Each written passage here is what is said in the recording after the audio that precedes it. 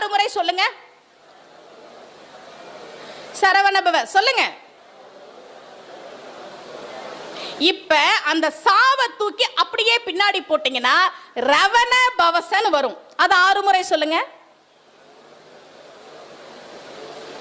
ரவண பவச, ரவண பவச, ரவண பவச. இப்ப இந்த ராவை தூக்கி அப்படியே பின்னாடி போட்டீங்கன்னா வனப வசரன் வரும். அது 6 முறை சொல்லுங்க.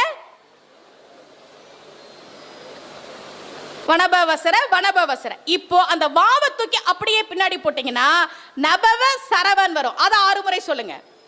நபவ சரவ,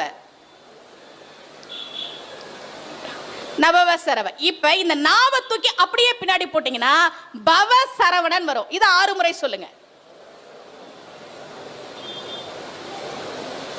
பவ சரவணன். இப்ப அந்த பாவை தூக்கி அப்படியே பின்னாடி போட்டீங்கன்னா வசர வனபன் வரும்.